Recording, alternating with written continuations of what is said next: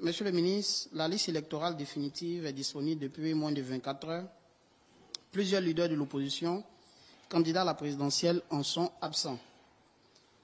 Cela suscite deux questions.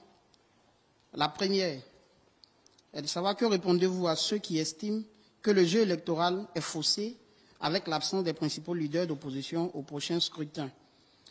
Et la deuxième question, nous apprenons que le président du PDCI-RDA, Tidiane Thiam, a saisi le Comité des droits de l'homme des Nations Unies en guise de recours.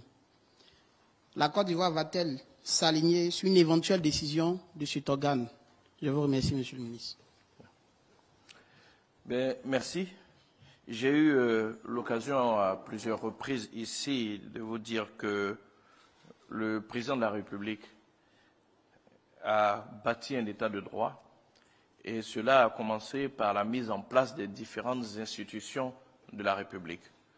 Aujourd'hui, toutes les institutions sont installées et elles fonctionnent bien. Et ce qu'il est convenu, c'est que toutes les questions qui relèvent du fonctionnement d'une institution lui soient adressées.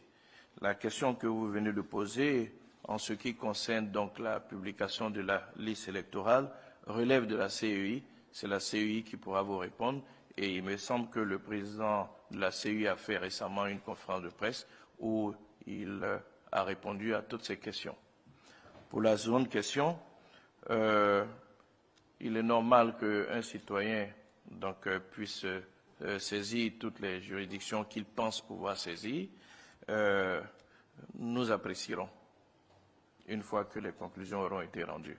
Ce n'est pas la première fois que des institutions internationales sont saisies. La Côte d'Ivoire est un État souverain.